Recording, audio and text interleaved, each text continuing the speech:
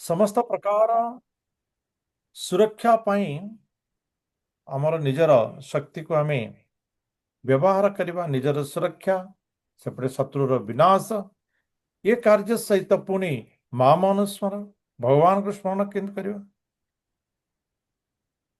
ये समस्त आम बुझा दरकार आम कहचे बयस कहीं एवं बयस केमती छोट पिलाटे सी भगवान भी स्मरण करने आवश्यक ना जिते कि वृद्ध हो स्मरण कर भी पारनि जो माने वयस्क अच्छा से माने जो अनुभव करुचंती माने वर्तमान आजिकल तो युव समाज बा छात्र समाज को प्रदान करंतु एवं बुझातु वर्तमान छोट समय रे भगवान को स्मरण करिवार प्रथमे शिक्षा दिया जाता है छोट समय रे आजिकल विभिन्न प्रकार माने विभिन्न स्थान रे पितामाता टिके अभिलाष थी आपण मैंने शुणी पारुथिबे भितर अभिलाष थी जहाँ हो जहाँ काम करिवो जहाँ तार भाग्य रे थिबो किंतु पिलाटा भल पिला है बंची था पितामाता ये हूँ मुख्य अभिलाष सी बड़ चाकरी करिवो बहुत बड़ा हेबो ये तो अभिलाष अच्छी किंतु समस्त अभिलाषर मेरुदंड होची पिलाटा भल पिला हो भल पिला है भल पिला है से बंची रहता यह आम सदा बेले चिंता करुचे यदि यह चिंता करुचे तेबे आम बुझी पारुथिबा जे कहीं सुन हाँ। आम बुझी पारुथिबा जे भल पिला होई रहिबा पाई आमको आवश्यक कौन आवश्यक हला संस्कृति एवं संस्कृति धर्म आसी था संस्कृति धर्म आसी था आजिकल आम कौन कले सकाल प्रातः समय शଯ୍या त्याग करवा उत्तम खाद्य बा सात्विक खाद्य ग्रहण करवा ये सब को आमे अलगा करदे जीवन पद्धति अलगा करदे धर्म को जीवन पद्धति अलगा कर कारण ताहा आम पई एक बोझ हो गला एवं आमको धर्म आचरण माने बोझ परी लगुच तेणु आम धर्म आचरण करना किंतु वास्तव में धर्म आचरण प्रथमे शिक्षा करने आवश्यक अछि प्रथमे धर्म आचरण सेतिपाई छोट पिलाटा जन्म हे हो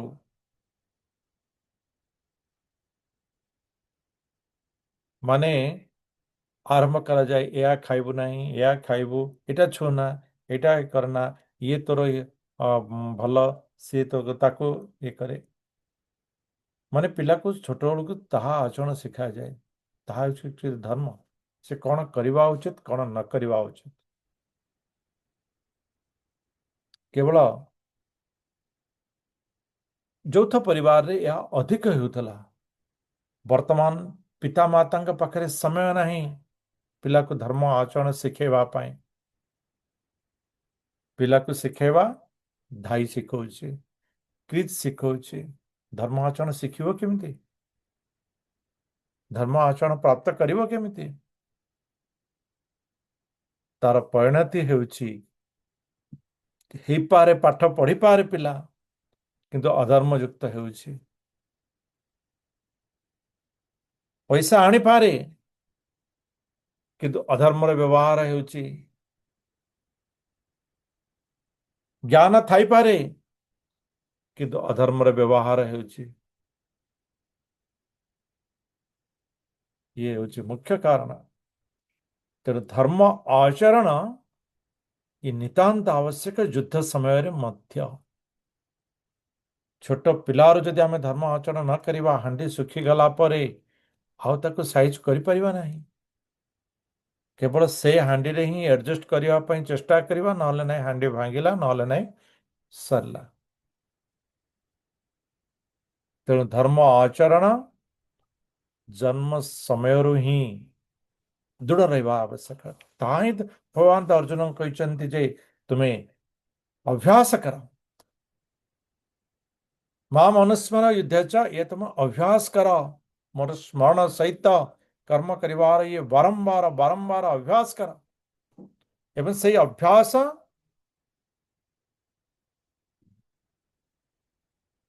आहुरी दृढ़ करबा पाई मोर परिव्याप्त जो विभूति अच्छी ताको ग्रहण कर ताको अनुभव कर एवं शेषरे भगवान अर्जुन को कहते अर्जुन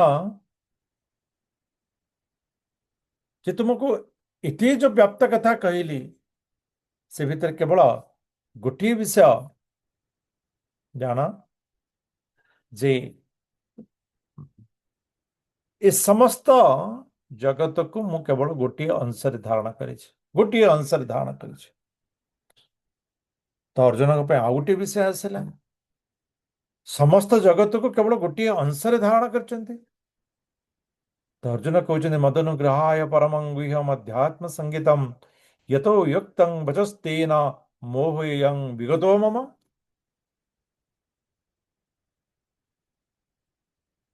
हे सखा हे भगवान आपण मत कृपा करंतु आपण जो गुप्त आध्यात्मिक ज्ञान मते प्रदान कले आपणकर जो परिव्याप्त विषय आपणकर जो ज्ञान एवं विज्ञान प्रदान कले वास्तव रे सेथिरे मोर जो मोह थिला मु किछि करि पारुछि बा मोर किछि सामर्थ्य जो मो भितरे अहंकार होता वास्तव रे मोह अहंकार जाता है यदि मोह दूर हो केतेबेले ना जेतेबेले मनुष्य अहंकार को शून्य करदेव एवं जेतेबेले पर्यंत मनुष्य अहंकार को शून्य करना सेतेबेले पर्यंत मनटा आत्मा को जाई परिबो ना मनटा आत्मा को जाई परिबो नाही हमर सूक्ष्म शरीर अच्छे ना मन बुद्धि अहंकार रही ये अहंकारटा हमर ये मन बुद्धि को सदाबले मैग्नेट पर टाणी कहीं अहंकारटा हमर शरीर पाखापाखि तेणु ये सदाबले यहाँ टाणी थाए एवं जेतेबेले आमे ये अहंकारटा को शून्य करदेवा सेतेबेले मन तीव्र रूप से आत्माभिमुखी हेबा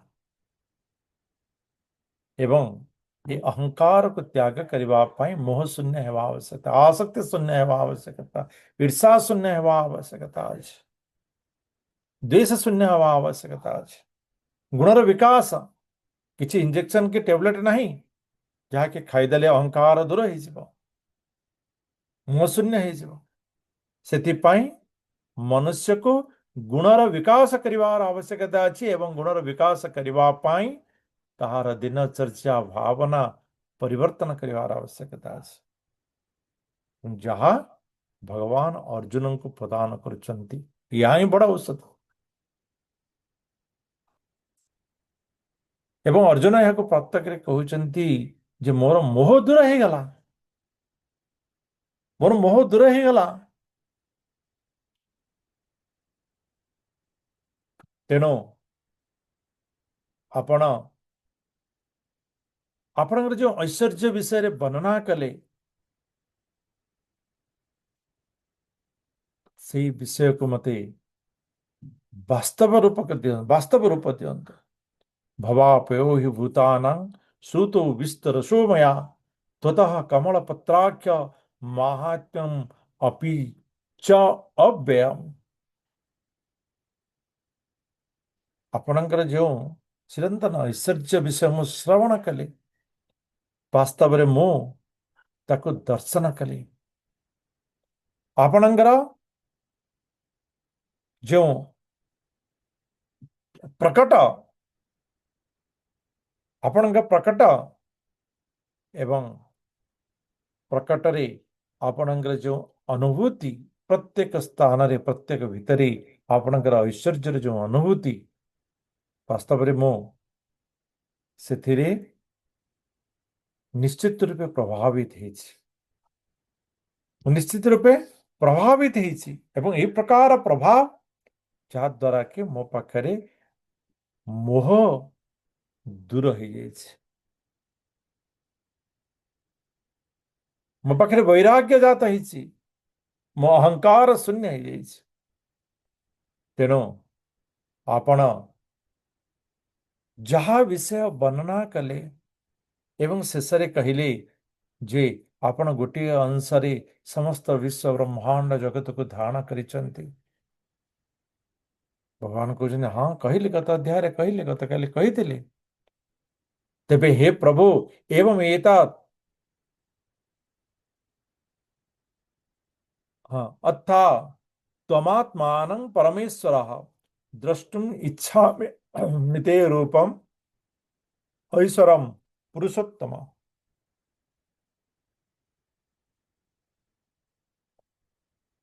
आपण जो प्रकार आपण जहाँ वर्णना कले जे आपण हेउचंती सर्व ऐश्वर्यमय आपण हेउचंती परम ब्रह्म आपण हेउचंती परम पुरुष आपण हेउचंती अज आपण हेउचंती आदि मध्य अंत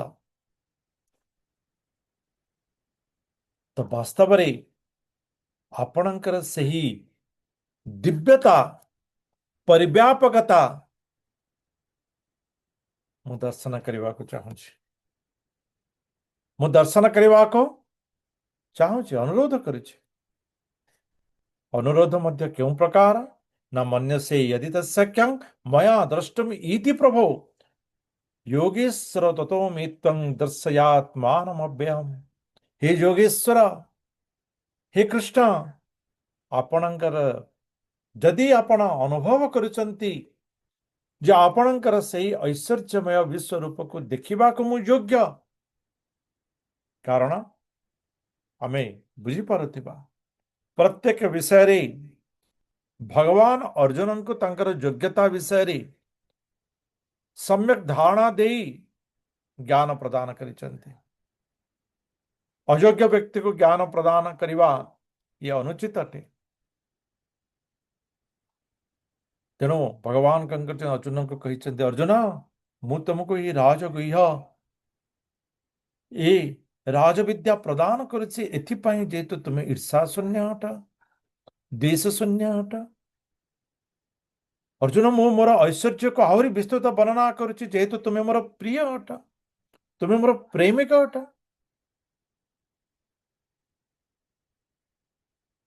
तो वर्तमान जिते बड़े अर्जुन किसी पचारिबा को चाहूचंती किसी कहवा को चाहूचंती सेते बड़े से कहउचंती हे प्रभु मोर जदि योग्यता आपण अनुभव करुचंती वास्तव में मुझे आपणकर से विश्व ब्रह्मांड विषय जहाँ आप वर्णना कले ताको दर्शन करिवार जदि सौभाग्य मोर रही तेबे आपण मो प्रति कृपा करंतु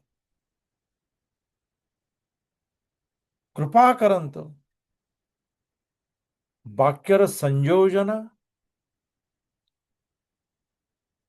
ये हृदय रू जाता है आम कहे मातृभाषा ये ओडिया हूँ आमर मातृभाषा आम कहे ओडिया आमर मातृभाषा माने कौन केबे आम प्रांजल ताको बुझिया चेष्टा करना तेणु ताहार प्रकृत गहरीता को आम केबे बुझी पारना मातृभाषा जो भाषा आमको माँ परिपालन करी थाए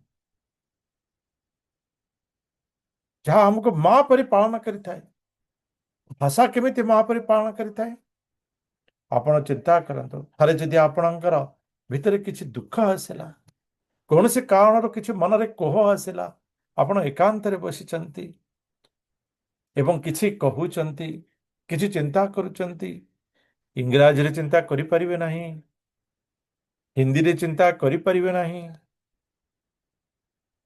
ଗୁଜରାଟରେ ଚିନ୍ତା କରିପାରିବେ ନାହିଁ, କି ମରାଠୀରେ ଚିନ୍ତା କରିପାରିବେ ନାହିଁ। ଆପଣଙ୍କର ଚିନ୍ତନ ଆପଣଙ୍କର ମାତୃଭାଷାରେ ହିଁ ହେବ। ଆପଣଙ୍କର ଚିନ୍ତନ ଆପଣ ମାତୃଭାଷାରେ ହେବ। ଆପଣଙ୍କ ଦୁଃଖ ସମୟରେ ଆପଣଙ୍କର ମାତୃଭାଷା ହିଁ ଆସିବ। ତ ସିଏ ହେଉଛି ମାତୃଭାଷା। ମାତୃଭାଷାର ଭାବ ଆପଣଙ୍କର ହୃଦୟ ତନ୍ତ୍ରକୁ ସ୍ପର୍ଶ ଶୀଘ୍ର କରିପାରିବ। ବୁଝିବା ଏବଂ ତାକୁ ହୃଦୟର ସହିତ ଅନୁଭବ କରିବା ଭିତରେ ବହୁତ ତଫାତ ଅଛି। ଆପଣ ବୁଝିପାରନ୍ତି, ଆପଣ ବୁଝିପାରନ୍ତି, ଆପଣ ଯାହା ବୁଝିଲେ ତାକୁ କହିବାରେ ଯୋଗ୍ୟତା ପ୍ରାପ୍ତ କରିପାରନ୍ତି। ଆପଣ ତାହାକୁ ବୁଝିପାରନ୍ତି, 5 ଜଣଙ୍କୁ କହିପାରନ୍ତି। ଆପଣ ତାକୁ ବୁଝିପାରନ୍ତି, 5 ଜଣଙ୍କ ଆଗରେ ଏକ୍ସପ୍ଲେନ କରିପାରନ୍ତି। ଆପଣ ବୁଝିପାରନ୍ତି, ବହି ନ ଦେଖିକିରି ଶ୍ଲୋକ ଗୀତ କହିଦେଇ ପାରନ୍ତି। କିନ୍ତୁ ତାକୁ ଅନୁଭବ କରିବା ପାଇଁ ଆବଶ୍ୟକତା ଅଛି। ଯେତେବେଳେ ପର୍ଯ୍ୟନ୍ତ ଇଏ ଅନୁଭବ ହୋଇନାହିଁ, ସେତେବେଳେ ପର୍ଯ୍ୟନ୍ତ ବୁଝିବାର କିଛି ମୂଲ୍ୟ ହିଁ ନାହିଁ। ବୁଝିବାର କିଛି ମୂଲ୍ୟ ହିଁ ନାହିଁ। ବୁଝିବା ହେଉଛି କେବଳ ପାବଚ୍ଛା। ହେଇପାରେ ଆପଣ ଅନ୍ୟକୁ କିଛି କହିଦେଇ ପାରନ୍ତି, କିଛି ବୁଝିଲେ ଅନ୍ୟକୁ କିଛି କହିଦେଲେ ସେ ଲୋକ କହିବ, ବା ଆପଣ ବହୁତ ଭଲ ବୁଝିଛନ୍ତି, ବହୁତ ବିଷୟ ଜାଣିଛନ୍ତି, ବା ବା ବା ବା। କିନ୍ତୁ ଏଥିରେ ଆପଣଙ୍କର କୌଣସି ଉନ୍ନତି ରହିବ ନାହିଁ। ବାସ୍ତବିକ ଉନ୍ନତି ଯେତେବେଳେ ତାକୁ ଜୀବନରେ ବ୍ୟବହାର କରିବେ, ତାକୁ ଆତ୍ମାର ସହିତ ଆପଣେଇ ନେବେ, ତାକୁ ପ୍ରେମର ସହିତ ଗ୍ରହଣ କରି ନେବେ। ଯଦି ଭଗବତ ଗୀତା ଆମେ ଶ୍ରବଣ କରୁଛେ, ପଠନ କରୁଛେ, ପାଠ କରୁଛେ, ଏକାଦଶୀ ବ୍ରତ କରୁଛେ, ଯଦି ଭଗବାନଙ୍କ ପ୍ରତି ଯଦି ପ୍ରେମର ଜାଗ୍ରତ ନ ହେଲା, ତେବେ ଆମର ପଢିବାରେ ବୁଝିବାରେ କିଛି ତ ନ୍यूनତା ରହିଛି ହିଁ ରହିଛି। ନିଶ୍ଚିତ ରୂପେ ନ୍यूनता ରହିଛି। ତେଣୁ ପ୍ରେମକୁ ଜାଗ୍ରତ କରିବା, ଇଏ ପ୍ରେମର ଭାଷା, ସରଳର ଭାଷା, ସରଳତାର ଭାଷା ରହିଥାଏ। ଏବଂ ଅର୍ଜୁନ ସେହି ପ୍ରକାର ଭାଷାର ପ୍ରୟୋଗ କରିଛନ୍ତି। ଏଠି ଯାହା କହିଛନ୍ତି ଏ ଶ୍ଲୋକର ଅର୍ଥକୁ ଆମେ ମର୍ମର ସହିତ ବୁଝିବା ଦରକାର। ଯଦି ଆପଣ ଅନୁଭବ କରୁଛନ୍ତି ଯେ ମୋର ଯୋଗ୍ୟତା ରହିଛି, ତେବେ ମୋର ଇଚ୍ଛାକୁ ପୂରଣ କରିପାରନ୍ତି। ଆପଣ ମୋର ଇଚ୍ଛାକୁ ପୂରଣ କରିପାରନ୍ତି। ତ ଏହି ପ୍ରକାର ଭାଷାର ଶୈଳୀ ବାସ୍ତବରେ ଅର୍ଜୁନ ଭଗବାନଙ୍କ ନିକଟରେ ଅନୁରୋଧ ଛଳରେ କହିଛନ୍ତି। ଭଗବାନ କହୁଛନ୍ତି, ଅର୍ଜୁନ କଣ ଦେଖିବ? କଣ ଦେଖିବାକୁ ତୁମେ ଚାହୁଁଛ? ମୁଁ ଯଦି ତାହା ପ୍ରକଟ କରିବି, ତ ଭଗବାନ ଆହୁରି ଅର୍ଜୁନଙ୍କୁ ଭାବ ବିହ୍ୱଳ କରୁଛନ୍ତି। ଅର୍ଜୁନଙ୍କର ଭାବକୁ ଆହୁରି ବଢେଇବାକୁ ଚାହୁଁଛନ୍ତି ଏବଂ ଐଶ୍ୱର୍ଯ୍ୟର ଆକର୍ଷଣ ମଧ୍ୟ ଆହୁରି ଦେଉଛନ୍ତି। ଅର୍ଜୁନ ତମେ କଣ ଦେଖିବ?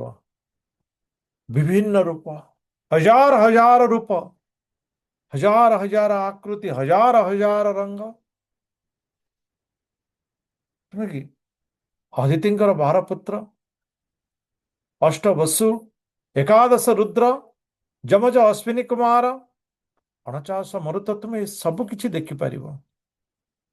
ଅନେକ ବିସ୍ମୟ, ଯାହା ତୁମେ ଆଗରୁ କେବେ ଦେଖିନଥିଲ କି ଆଗେ କେବେ କଳ୍ପନା ବି କରିନଥିବ, ସେଇ ପ୍ରକାର ବିସ୍ମୟ ରୂପ ସବୁ ଦେଖିପାରିବ। ସମସ୍ତ ଚର ଅଚର ଜୀବ ଜଗତ, ସମ୍ପୂର୍ଣ୍ଣ ବ୍ରହ୍ମାଣ୍ଡକୁ ତୁମେ ଦେଖିପାରିବ। ଏତିକି ନୁହେଁ, ଅର୍ଜୁନ ତୁମେ ଯାହା ଦେଖିବାକୁ ଚାହୁଁଛ, ଯାହା ତୁମର ଇପ୍ସିତ ଅଛି, ସବୁ କିଛି ଦେଖିପାରିବ। ଏତେ ତ ସବୁ କିଛି ଦେଖିପାରିବ। ଏହା ହିଁ ଦେଖିବ। ଏ ବ୍ରହ୍ମାଣ୍ଡ ରୂପରେ ତୁମେ ଏହା ହିଁ ଦେଖିପାରିବ। କିନ୍ତୁ ଅର୍ଜୁନ ତୁମେ ବର୍ତ୍ତମାନ ସ୍ଥିତିରେ ଏହା ଦେଖିପାରିବ ନାହିଁ। न ତୁ ମାଂ ଶକ୍ୟ ସେ ଦ୍ରଷ୍ଟୁମ ଅନେନୈବ ସ୍ୱଚକ୍ଷୁଷା ଦିବ୍ୟଂ ଦଦାମି ତେ ଚକ୍ଷୁ ପଶ୍ୟମେ ଯୋଗମୈଶ୍ୱରମ୍। ଅର୍ଜୁନ, ଯଦି ତୁମେ ଦେଖିବାକୁ ଆଗ୍ରହ କରୁଛ, ଯଦି ଦେଖିବାକୁ ତୁମ ଭିତରେ ପ୍ରବଳତା ରହିଛି, ଦୃଢ଼ତା ରହିଛି, ତେବେ ତୁମକୁ ଦିବ୍ୟ ଚକ୍ଷୁର ଆବଶ୍ୟକ ଅଛି। ତ ମୁଁ ତୁମକୁ ଦିବ୍ୟ ଚକ୍ଷୁ ପ୍ରଦାନ କରୁଛି, ଯାହା ଦ୍ୱାରା କି ତୁମେ ତୁମର ଇପ୍ସିତ ବିଷୟକୁ ତୁମେ ଦେଖିପାରିବ। ସଞ୍ଜୟଙ୍କର ସୌଭାଗ୍ୟ, ଯାହା ଅର୍ଜୁନ ନିଜର ସମ୍ମୁଖରେ ଦେଖୁଛନ୍ତି, ସଞ୍ଜୟ ସମସ୍ତ ବିଷୟ ଦୂରରେ ରହି ଦେଖିପାରୁଛନ୍ତି। ଭଗବାନଙ୍କର ସେ ଐଶ୍ୱର୍ଯ୍ୟ ରୂପ ଦେଖିବାର ଯେଉଁ ଶକ୍ତି, ସାମର୍ଥ୍ୟ ଅର୍ଜୁନ ପ୍ରାପ୍ତ କରିଛନ୍ତି, ସେଥିରେ ବିଦୁରଙ୍କର ମନ ମଧ୍ୟ ଆକୃଷ୍ଟ ହେଇ ରହିଛି ଭଗବାନଙ୍କର ସେହି ବ୍ରହ୍ମାଣ୍ଡୀୟ ବିଶ୍ୱ ରୂପକୁ ଦେଖିବା ପାଇଁ, ଭଗବାନଙ୍କର ସେହି ପରିବ୍ୟାପ୍ତ ରୂପକୁ ଦେଖିବା ପାଇଁ, ଭଗବାନଙ୍କର ସେହି ସମସ୍ତ ଐଶ୍ୱର୍ଯ୍ୟକୁ ଦେଖିବା ପାଇଁ। ଏବଂ କହୁଛନ୍ତି, ହେ ରାଜନ, एव मुक्ता ततो राजन महायोगीश्वर हरि दर्शयामास पार्थाय परमं रूपमीश्वरं। हे राजन, एक प्रकार कही परम पुरुष, परम ब्रह्म, परमात्मा भगवान कृष्ण निजर से ब्रह्मांड रूप को अर्जुन का सामने रखी देइछन्ति।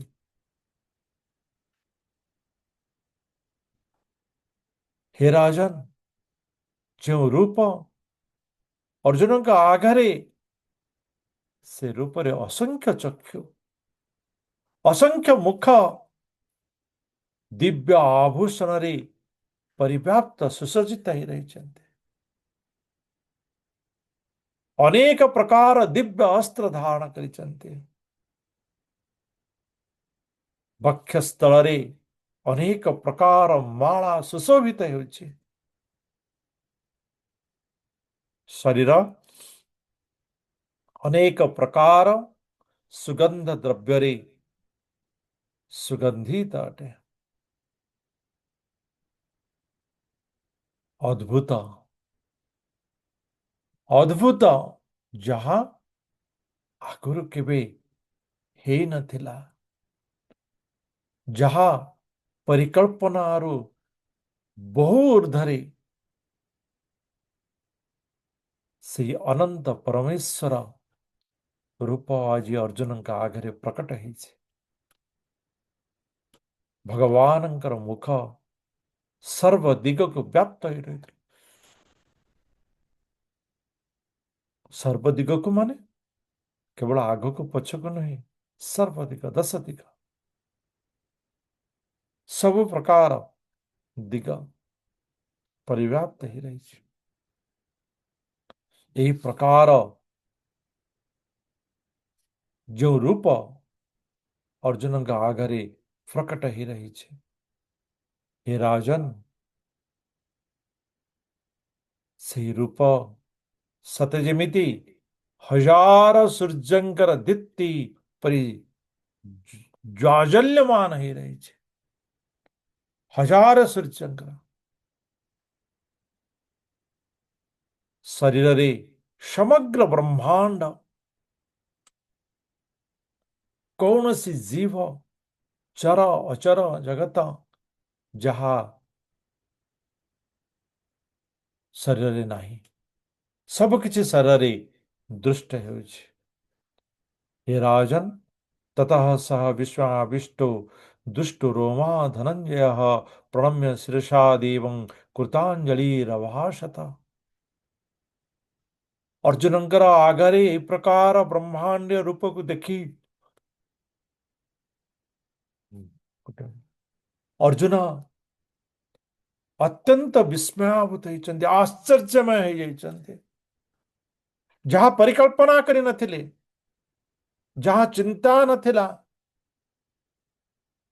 चिंता परिकल्पनार ठारू बहु ऊर्ध्वर रूप अर्जुन देखुचंती। ସେଥିରେ ଯେଉଁ ଆଶ୍ଚର୍ଯ୍ୟ ଅନୁଭୂତ ହେଉଥିବ, ଯଦି ବ୍ୟାପକ ଚିନ୍ତନ ଯଦି ଆମେ କରୁଥିବା, ଆମ ଭିତରେ ମଧ୍ୟ କିଛି ପରିମାଣରେ ଆଶ୍ଚର୍ଯ୍ୟ ଅନୁଭୂତ ହେଉଥିବ। ଅର୍ଜୁନଙ୍କ ଭିତରେ ରୋମାଞ୍ଚ ଜାତ ହେଇଛି, ରୋମ ଗୁଡ଼ିକ ଟାଙ୍କୁରି ଉଠିଛି, ବାକ୍ୟ ଗଦଗଦ ହେଉଛି, ମୁଖରେ ଆଉ ବାକ୍ୟ ରହୁନାହିଁ, ଓଠ ଥରି ଉଠୁଛି, ହାତ କମ୍ପି ଉଠୁଛି ଏବଂ ସେଇ କମ୍ପମାନ ହସ୍ତ କୃତାଞ୍ଜଳି କରି ଦୁଇ ହାତକୁ ଯୋଡ଼ି ଅର୍ଜୁନ ଭଗବାନଙ୍କ ନିକଟରେ ସ୍ତୁତି କରିବାକୁ ଲାଗିଲେ। ଭଗବାନଙ୍କର କୀର୍ତ୍ତନ କରିବାକୁ ଲାଗିଲେ, ଭଜନ କରିବାକୁ ଲାଗିଲେ। ପଶ୍ୟାମି ଦେବାଂସ୍ତବ ଦେବ ଦେହେ, ହେ ପ୍ରଭୁ, ମୁଁ ଆପଣଙ୍କ ଶରୀର ମଧ୍ୟରେ ସମସ୍ତ ଦେବତା, ଅସଂଖ୍ୟ ପ୍ରକାରର ପ୍ରାଣୀ ସବୁ କିଛି ଦେଖିପାରୁଛି। ଦେବଲୋକ, ମହର୍ଷି ଲୋକ, ସ୍ୱର୍ଗ ଲୋକ, ବ୍ରହ୍ମଲୋକ ସବୁ କିଛି ଦେଖିପାରୁଛି।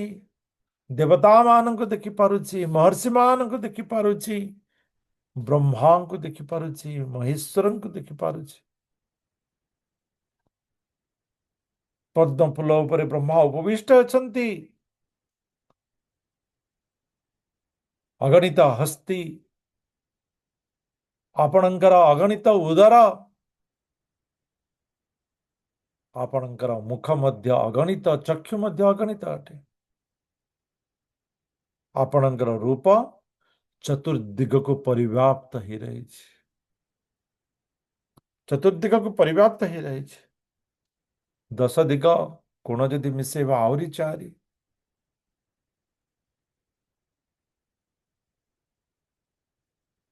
ସମସ୍ତ ଦିଗକୁ ପରିବ୍ୟାପ୍ତ ଏ ରୂପ ରହିଛି। ଆପଣଙ୍କର ଏ ରୂପର ଆଦ୍ୟ, ଆରମ୍ଭ, ମଧ୍ୟ ଏବଂ ଶେଷ ତାହା ମଧ୍ୟ ଜଣାପଡୁନାହିଁ। ଆପଣଙ୍କର ମସ୍ତକରେ ମୁକୁଟ ରହିଛି, ଆପଣଙ୍କର ହସ୍ତରେ ଗଦା ପଦ୍ମ ଧାରଣ ହେଇ ରହିଛି। ଆପଣ ସତେ ଯେମିତି ଦୀପର ପ୍ରଜ୍ୱଳିତ ଶିଖା ଆଲୋକ ପ୍ରଦାନ କରିଥାଏ, ସେହି ପ୍ରକାର ଆପଣଙ୍କ ଶରୀରର ଆଲୋକ ବିଚଳିତ ହେଇ ରହେ। ସୂର୍ଯ୍ୟଙ୍କ କିରଣ ଯେ ପ୍ରକାର ଚତୁର୍ଦିଗକୁ ଆଲୋକିତ କରିଥାଏ, ଆପଣଙ୍କର ରୂପ ମଧ୍ୟ ସେହି ପ୍ରକାର ଚତୁର୍ଦିଗକୁ ଆଲୋକମୟ କରୁଛି।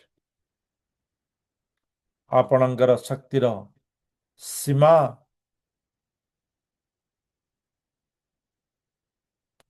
ଜଣାପଡୁନାହିଁ, ଅର୍ଥାତ୍ ଆପଣଙ୍କର ଶକ୍ତି ଅସୀମ ଅଟେ।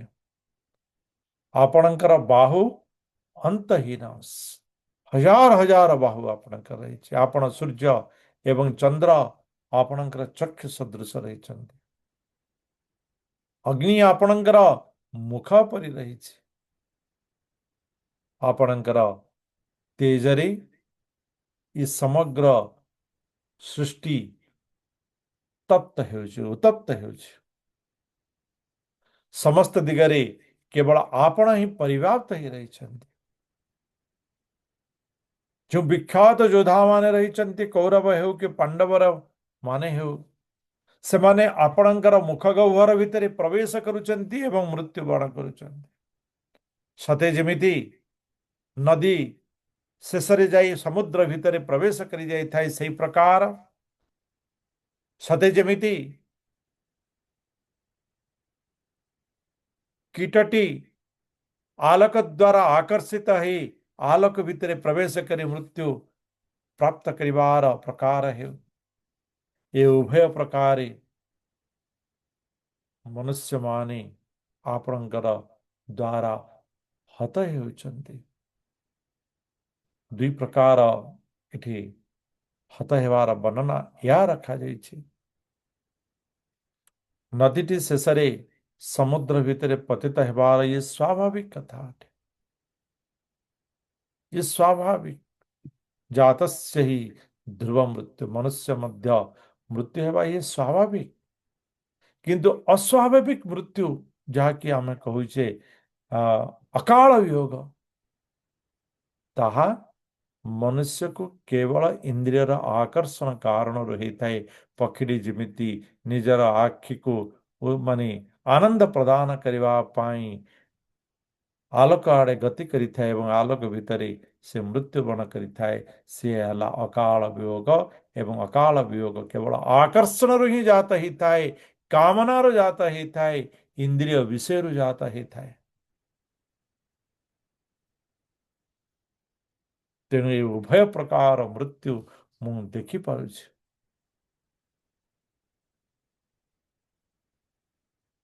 अर्जुन वास्तव रे भगवानଙ୍କର ଏହି रूपକୁ ଦେଖି ସେ କିଛି ବୁଝି ପାରୁନାହାନ୍ତି ଏବଂ ଭଗବାନଙ୍କୁ ହାତ ଯୋଡ଼ି କହୁଛନ୍ତି, ବାସ୍ତବରେ ଆପଣ କିଏ? ମୁଁ ଯେଉଁ ଚିନ୍ତନ କରିଥିଲି କୃଷ୍ଣଙ୍କର ରୂପ, ସେ ରୂପ ଠାରୁ ତ ବହୁତ ଅଧିକ। ବାସ୍ତବରେ ଆପଣ କିଏ? ଭଗବାନ କହୁଛନ୍ତି, ଅର୍ଜୁନ ମୁଁ ହେଉଛି ସର୍ବଶକ୍ତିମାନ କାଳ। सर्वशक्तिमान ମୁଁ କହୁଛି କାଳ, ସମୟ। ସଂସାରର ବିଲୟ ସମୟାନୁସାରେ ହେଇଯାଇଥାଏ, କାଳ ଅନୁସାରେ ହେଇଥାଏ। କାଳ ଜଗତ ଭକ୍ଷକ, କାଳ ସମସ୍ତ ଜଗତକୁ ଭକ୍ଷଣ କରିନିଏ। ମୁଁ ହେଉଛି ସେ ପ୍ରକାର କାଳ। ତ ଅର୍ଜୁନ କହୁଛନ୍ତି, ଯଦି ଆପଣ ପ୍ରଭୁ କାଳ ସମସ୍ତଙ୍କୁ ଆପଣ ଯଦି ଭକ୍ଷଣ କରି ନିଅନ୍ତି, ଆପଣ ସମସ୍ତଙ୍କର ଯଦି ମୃତ୍ୟୁର କାରଣ ହେଇଥାନ୍ତି, ତେବେ ମତେ ଯୁଦ୍ଧ କରିବାକୁ କାହିଁକି କହୁଛନ୍ତି? ଭଗବାନ କହୁଛନ୍ତି, ଅର୍ଜୁନ ମୋର ଆବଶ୍ୟକତା ନଥିଲା ରାବଣକୁ ମାରିବା ପାଇଁ ଆସି 14 ବର୍ଷ କାଳ ବନବାସ କରିବା, ସୀତାଙ୍କୁ ଦୁଃଖ ପ୍ରଦାନ କରିବା, ଦୁଃଖ ପ୍ରାପ୍ତ କରିବା। ସୀତା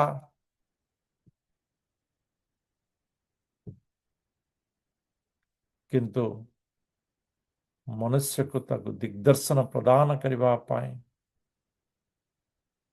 ମୋର ଭକ୍ତମାନଙ୍କୁ ଉଦ୍ଧାର କରିବା ପାଇଁ, ପରିତ୍ରାଣାୟ ସାଧୁନାମ୍ विनाशाय च दुष्कृताम्। दुष्कृतକୁ ତ ମୁଁ ଉପରେ ରହି ସୁଇଚ୍ ବନ୍ଦ କରିଥିଲେ ରାବଣ ମରି ଯାଇଥାନ୍ତା। ମୁଁ ତ ଦୁଷ୍କୃତକୁ ବିନାଶ କରିପାରିଥାନ୍ତି, କିନ୍ତୁ ପରିତ୍ରାଣାୟ ସାଧୁନାମ୍, ମୋର ଭକ୍ତମାନଙ୍କୁ ଯଶ ପ୍ରଦାନ କରିବା ପାଇଁ, ମୋର ଭକ୍ତମାନଙ୍କୁ ଉତ୍ତମ ପଥ ପ୍ରଦାନ କରିବା ପାଇଁ, ଭକ୍ତମାନଙ୍କର ସଂଗକୁ ପ୍ରାପ୍ତ କରିବାର ସୁଯୋଗ କେବଳ ମୋର ଅବତରିତ ହେବାରେ ହିଁ ସଫଳ ହେଇଥାଏ। ତେଣୁ ହେ ଅର୍ଜୁନ, ମୁଁ କାଳ, କିନ୍ତୁ ମୁଁ ଚାହେଁ ଯେ ମୋର ଭକ୍ତ ଅର୍ଜୁନ ଯଶ ପ୍ରାପ୍ତି କରୁ। ମୋର ଭକ୍ତ ଅର୍ଜୁନ ଇତିହାସ ରଚନା କରୁ। ମହାଭାରତ ଯୁଦ୍ଧର ଶ୍ରେଷ୍ଠ ଯୋଦ୍ଧା ଅର୍ଜୁନର ନାମ ରହୁ। ଯଦି ଆମେ ଚିନ୍ତା କରୁଥିବା, ଆମର ଯଦି ଯଶ ରହିଛି, ଆମର ଯଦି କୀର୍ତ୍ତି ରହିଛି, ଆମର ଯଦି ଐଶ୍ୱର୍ଯ୍ୟ ରହିଛି, ତାହା କାହାର ପ୍ରଦାନ ଆମେ ବୁଝିପାରୁଥିବା? କେବଳ ଭଗବାନଙ୍କର ପ୍ରଦାନ ଅଟେ ଏବଂ ତାହା ଆମର ଭକ୍ତିର ସକ୍ଷମତା ଅଟେ। ଭଗବାନଙ୍କ ପ୍ରତି ଅନନ୍ୟ ପ୍ରେମର ପରିଣତି ଆମେ ବୁଝିପାରୁଥିବା। ଭଗବାନଙ୍କ ପ୍ରତି ଅନନ୍ୟ ପ୍ରେମର ପରିଣତି, ଭଗବାନ ଯଦି ଚାହୁଁଛନ୍ତି ରକ୍ଷା କରିବାକୁ, କିଏ ବି ମାରିପାରିବ। ଏବଂ ଭଗବାନ ଯଦି ମାରିବାକୁ ଚାହୁଁଛନ୍ତି, କିଏ ରକ୍ଷା କରିପାରିବ? ମାରେ ହରି ରଖେ କିଏ, ରଖେ ହରି ମାରେ କିଏ? ଅର୍ଜୁନ, କେବଳ ତୁମକୁ ଯଶ ପ୍ରଦାନ କରିବା ପାଇଁ ମୁଁ ତୁମ ଦ୍ୱାରା ଯୁଦ୍ଧକୁ ରଚନା କରୁଛି। ସଞ୍ଜୟ ଏ ବିଷୟକୁ ରାଜା ଧୃତରାଷ୍ଟ୍ରଙ୍କୁ କହୁଛନ୍ତି, ହେ ରାଜନ୍, ଏତତ୍ ଶ୍ରୁତ୍वा वचनं केशवस्य कृताञ्जलि वेपमानः किरीटी नमस्कृत्य भूय एवाहं कृष्टं सद्गद्गदं भीत भीतः प्रणम्य। संजय कहते भगवान कृष्णଙ୍କର ଏହି ପ୍ରକାର ବାକ୍ୟ ଶୁଣି ଅର୍ଜୁନ ଅତ୍ୟନ୍ତ ଭୟଭୀତ ହେଇଗଲେ ଏବଂ ଭଗବାନଙ୍କୁ କୃତାଞ୍ଜଳି ହସ୍ତ ଯୋଡ଼ି ନତମସ୍ତକ ହୋଇ ଅସ୍ପଷ୍ଟ ଶବ୍ଦରେ ସ୍ଫୁରିତ ଓଷ୍ଠରେ କହିବାକୁ ଲାଗିଲେ, हे प्रभु, ଆପଣଙ୍କର ଏହି ବିସ୍ତାର परम परम पुरुष ब्रह्मांड विषय को मु केबे अनुभव ही कर चिंतन ही कर मु केबे चिंतन कर जहां मोर चिंतार बाहर अकल्पनीय से विषय मु आज सम्मुखर देखुची, किंतु आपण तो मोर सखा रूप रही तेणु सखा भाव में मुझे व्यवहार करिछि।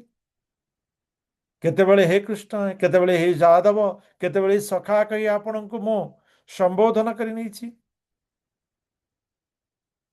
आपणकर ऐश्वर्यर मोर ज्ञान नथिबा हेतु मु आपण को साधारण स्नेह प्रदान करथिली, केतेबेले सखा हिसाब रे परिहास भी कर देथिली। विश्राम करने समय, खाइबा समय, एकांत रे बसिथिबा समय मु आपण को असम्मान भी करिछि। जो प्रकार सम्मान आपण योग्य ताहार कियदंश भाग मध्य मु आपण को सम्मान प्रदान कर पाए। वास्तव रे मु आपण को सेति निमंते क्षमा प्रार्थना करुछि। तस्मात् प्रणम्य प्रणिधाय कायं प्रसादये त्वाम हमिषा मित्यम पीतेव पुत्रस्य सखेव सख्यो प्रियः प्रियाया हसि अहर्षि देव शोढ़। आपण मते सही प्रकार क्षमा करि दियंतु जो प्रकार क्षमा पिता पुत्र भितर रहता है, जो प्रकार क्षमा मित्र मित्र भितर रहता है, जो प्रकार क्षमा स्वामी स्त्री भितर रहता है। आपण मते क्षमा करि दियंतु, मु धृष्टता पूर्वक आपणकर ऐश्वर्य को न जानी पारी आपण को अनन्य भाव रे संबोधन करि अदृष्टपूर्वं हृषितोस्मि दृष्ट्वा भयेन च प्रव्यथितं मनो मे तदेव मे दर्शय देवरूपं प्रसीद देव स जगन्निवास। हे जगन्निवास, हे जगन्नाथ, मु आपण पूर्वर केवे प्रकार देखि नथिली। ए रूप को देखिबार मोर केवे हेले सौभाग्य प्राप्त ही नथिला। आज मो आपणकर ए रूप देखि आनंद थिले मध्य मो शरीर भय रे कंपमान हेउछि, मो भयभीत हेउछि। तेणु हे प्रभु, आपण समस्त संसार आश्रय प्रदान करिथांती, आपण समस्त संसार परम आश्रय अटंती। तेणु मते आश्रय प्रदान करंतु, कृपा प्रदान करंतु। आपणकर सही सरस सुंदर रूप मते दर्शन दियंतु। किरीटिनं गदिनं चक्रहस्तमिच्छामि त्वां द्रष्टुमहं तथैव तेनैव रूपेण चतुर्भुजेन सहस्र बाहो भव विश्वमूर्ते।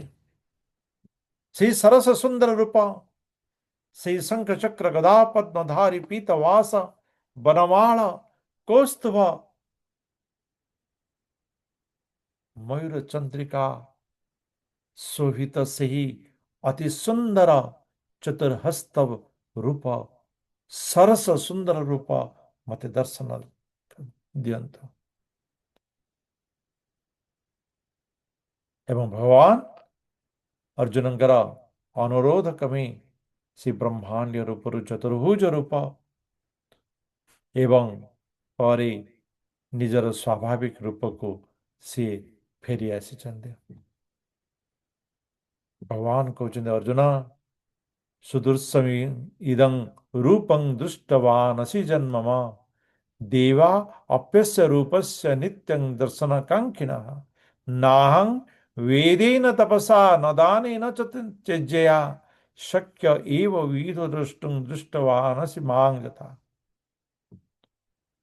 वास्तव में तुम्हें जो रूप दर्शन कल ताहा अत्यंत दुर्लभ अटे। ये समस्त लभ्य नुहे, ये दुर्लभ अटे। स्वर्गर देवता माने मध्य यही दुर्लभ रूप को दर्शन करबा पाई लालायित होई रही था।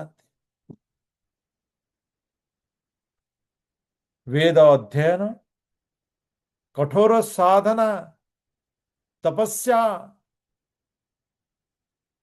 कठोर यज्ञ, दीर्घ यज्ञ इथिरे यही रूप लभ्य हुए नाही। यही रूप को प्राप्त करबा पाई केवल अहंकार शून्य सदा सर्वदा मन को भगवान निकट रे निर्लिप्त करी अलभ्य प्रेमर बंधन रे ही भगवान को ये प्रकार दर्शन करेबा। मते ये प्रकार तुम्हें दर्शन करि पारिबो भक्त्या त्वनन्या शक्यं अहमेवं विदर्जुनः ज्ञातुं द्रष्टुं च तत्तेन प्रविष्टुं च परन्तप। केवल केवल विशुद्ध भक्ति, केवल विशुद्ध भक्ति जिनथिरे कि कौन सी प्रकार आविलता नथिबो, अव्यभिचारेण अव्यभिचारण एकांत एक प्रकार एमिति नाही जे समस्त देखुचंती तो मो गोटे बहुत बड़ा भक्त कहीं देखु नाहंती तो चलिबो। यह नुहे, यह नुहे आमर चिंतन आमर भावना आम भितरी आत्मार ये हूँ श्रवण आम जहा करवा से प्रकार आत्मा है। तेणु आमे उत्तम भावना उत्तम चिंता सदा सर्वदा भगवानंकर उपस्थिति को अनुभव करी यदि आमे कर्म करिवा तेबे वास्तव रे आमे भगवान को अनुभव कर परिवा। दिन प्रभु जी पचारुଥିଲେ भगवान को दर्शन करिवा, भगवान को दर्शन करिवा केवल अनन्य प्रेम रे भगवान को दर्शन करनेवा किंतु प्रेमर भाव धारा जेमिति कमी न जाओ वृद्धि हो यह आमर सतत प्रचेष्टा रहिबा आवश्यक अटे। प्रेम करवा मात्रे भगवान उपस्थित है किंतु भगवान को सदा सर्वदा मन रखा को हेले अनन्य प्रेमर आवश्यकता अछि। मत कर्म कुन मत परमो मत भक्त संग वर्जिता निर्वीर सर्वभूतेषु ज स मामेति पांडव। अर्जुन जो माने मो निमंते ही कर्म करिथांती, जो माने मो ऊपर निर्भर करती, जो माने मोर भक्ति करती, जो माने समस्त आसक्तिर मुक्ति रही थांती एवं कौन सी जीव प्रति द्वेष करती नहीं, वास्तव में यही प्रकार भक्त निश्चित भावे मो पाखक आसीब। ये प्रकार भक्त निश्चित भावे मते ही प्राप्त करिब। आजिर विषय या थिला